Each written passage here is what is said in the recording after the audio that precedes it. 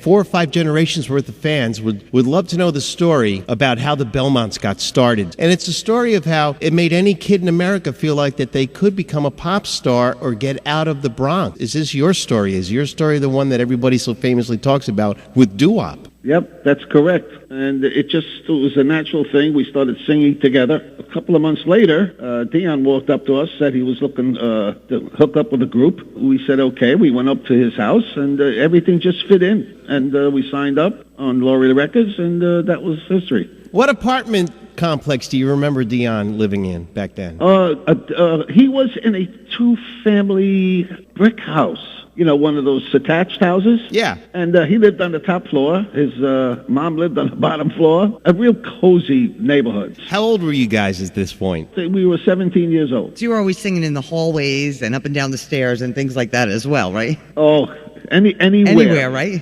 Always looking for an Especially echo. subway stations.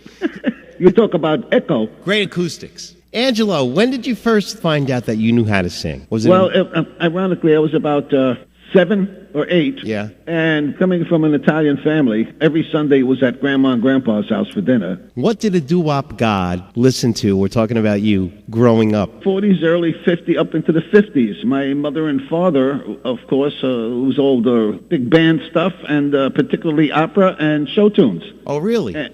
Oh, yeah. Remember the old 33 1/3 records? I remember the 78s. Yeah, sure. Yeah, I used to listen to them. I used to start singing show tunes when I was 11. It's So, amazing. It was like a lot of fun. So that's what you grew up on. Yes. Did you like R&B music, what they used to call the black music back then? Well, yeah, that started rock and roll back in the early 50s, late 40s. You know, your great black trios and quartets, they were all fantastic. It started to come into New York, and that started that great rock and roll era. You know, it was a mixture of 40s group singing and the new age. Angelo, tell us about the first time that you stepped in a recording studio and what you thought when you saw the microphone and the atmosphere. Were you nervous? Well, we were more excited than anything else. We were 17-year-old kids, you know, from the Bronx. Oh, look at this. It was really exciting. And we didn't realize it until the band started playing and we sang with them. And that was the most unbelievable feeling in the world. I just can't even explain it. It was glorious. As a kid, you're 17 years old, and you were singing all the time. Did you have those neighbors that were like, hey, shut up, I'm trying to sleep? Is that how it was? This is how I'm picturing it. You're absolutely correct, especially during warm summer nights. We would sit out on our apartment building, you know, what we called the stoop. Uh-huh. Yeah, the stoop. And we would be singing, and there was Mrs. Cavalieri. She was on the 4th floor. This is one night, sometime in August of 57, and she opened up the window and she started screaming, shut up, keep it quiet, I can't sleep. Of course we didn't, you know, like, okay, yeah, Miss Cavalier, don't worry about it. And we still kept singing. The next thing we know, we're drenched in water. Oh, she dumped a pot of water on you. That's funny. She took a big pot of water, threw it on us, and said, shut up. Lucky it was a marinara sauce. Thank God it wasn't marinara sauce. We would have boiled. And then 6 years later, she was begging you for tickets. Actually, once we got with Dion, and we went up to his apartment, and we sang a song together. The next thing we knew, there was applause from the other apartments. People out in the hallway listening by the door. It was really wonderful. When did you know that this was something special, Dion and the Belmonts? When did you know? What year did it hit you that you thought, hey, I don't have to worry about college. I don't have to worry about this and that. When did you know that, wow, this is really going to snowball? I would say about a month after we got together. There wasn't any song that we couldn't sing. It was just a natural thing. See, what happened was that Carlo was a baritone. Fred Milano, the late Fred Milano, my best buddy, has passed on. He was just singing right above Carl. And then I just naturally came above it onto the first tenor part in falsetto. The blend, it's all in the blend. The blend of the sound made people perk up and listen. And that's when I said, like, hey, you know something? Maybe we do have something here. Who discovered you? Well, actually, the Dion. Dion was the one. We all knew each other in the neighborhood. we hardly saw Dion because he was already recording. Right. I was in the school gym up in Roosevelt High School. Somebody said, there's a guy out in the foyer there. He wants to talk to you. No and in those days, as I said, with the gang wars, you had to be very careful. Yeah. But I went out there, and there's this curly-headed blonde guy looking at me. He says, you Angelo? I said, yeah. He says, you know Freddie and Carlo? I said, yeah. He says, well, I'm putting a group together. He says, you want to come over my house? You know, maybe we'll get something going. That was an understatement. Where was your first paid gig? This is another great piece of history for us. For some reason, and I don't know why, when we recorded and released I Wonder Why, it really went crazy in the first 2-3 weeks. People, for some reason, thought we were a black group. The first gig we had was in Washington at the Capitol Theater in an all-black neighborhood. So we went up to the backstage entrance, knocked on the door, said, hi, we're the Belmonts, and the guy looked at me like we were nuts. We went through that, and it was great. Our next gig was the Apollo Theater in New York. Amazing. It was absolutely nuts. I tell you, in those days, music was music. There was no color barriers as far as music was concerned. You could be pink. If you sounded great and the people loved it, they showed it. And we had standing ovations at the Apollo Theater every single show. Hey, the other day we were interviewing the Chantels, and we were talking to Lois about them being so young that their parents had to give permission and things like that. That went for you guys too then, right? Yeah. Well, at 17, yes. We weren't 18 yet. So we had to get permission. My father, who was an old staunch Italian, you know, hey, look, you pick up the hammer and nails like I did. Yeah. Type of guy. My mother, God bless her, she was the one that said, Jack, you know, come on, please. Let him do what he wants to do. He's only 17. It'll blow over soon. It's just a phase. It's a phase that never ended. Yeah, that's all. Who did you play behind as headliners before you guys became really big? We went on the road. Bobby Darin. He was from the Bronx. He was my man. Yeah, 168th he was my man. Street. 168th One of the most Street, talented people I have ever met. Rydell, our good buddy Frankie Avalon, people like that. That's who you headline it. Where were you when you first heard yourself on the radio singing? In Freddie's apartment, in his house.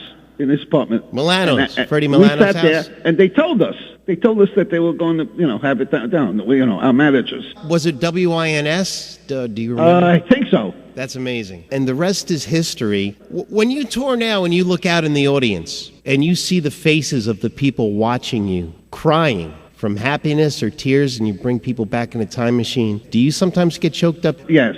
It's an elation.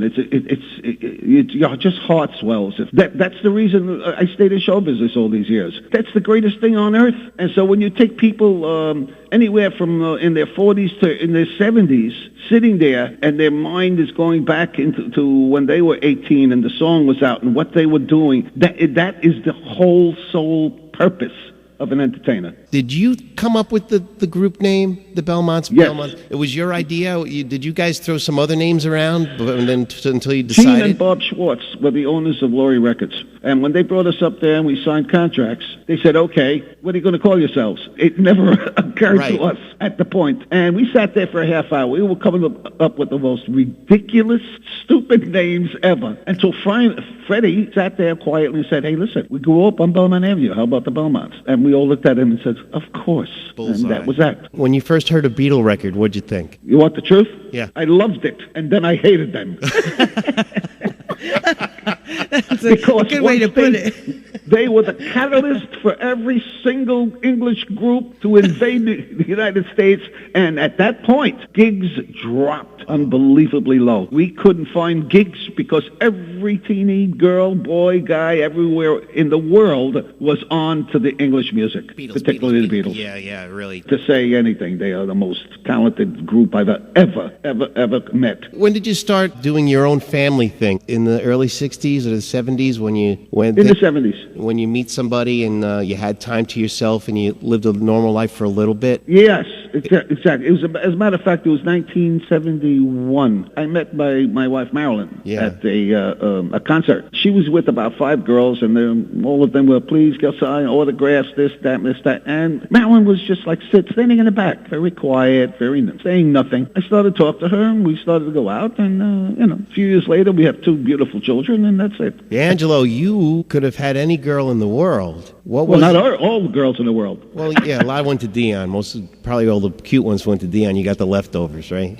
But what was it about her? Well, up until that point, I was 31 years old. I started in this business at 17. Had gone out with girls all over the place. They just didn't seem right. There was, I'm going out with one of the Belmonts, all that type of stuff. And here was Marilyn, very quiet, very shy. She fell in love with me, and that was it. That's all she wanted. And I said, this is the woman I'm going to marry and have children with. That is the most wonderful story, Gret. What's in store for the Belmonts now here in the future? Did you go out with Jimmy Sturr? Oh, Jimmy, my man Jimmy. Yeah, everybody loves Jimmy. Everybody loves Jimmy Sturr. You're back on the road. You have another manager. You have a lot of bookings besides Richard Nader now. Oh, we've been working a lot. Mostly, what I did about 2 years ago, ironically, sadly, right after Freddie passed away, I sat down and I scored up a concert, biography and music. Yes. Starting right from the beginning, how we met, all the way up to the present time. Every one of us has narrations of how they got into the group or some funny things that happened. And we did the Westchester Theater in Elmsford. It's a dinner theater. About 2 years ago. That's where we opened it up. People just went crazy over it. We've been getting so many concerts out of it now that it's unbelievable. Do you ever see Dion anymore? Cordial? We haven't seen him, but we call each other maybe once every 6 months or so, just to see if everybody's alive and well. You have your own family and you have that family. Yep. And you have the family that go to see you everywhere you guys play. It's an extreme honor and a privilege to have you on the show. It was my pleasure. Seeing you at the Richard Nader Doo-wop reunion on the 31st is going to be... We'll be there? Yep, a great joy. Great. Your music gets played constantly here on WGHT Radio. The early Belmont stuff, killer. Thank you very much, sir. We're running out of time, but I wanted to ask you about Ernie Maraska. What was Ernie like? Ernie? Yeah. Oh, Ernie grew up with us. Oh, really? Fun-loving, wonderful guy.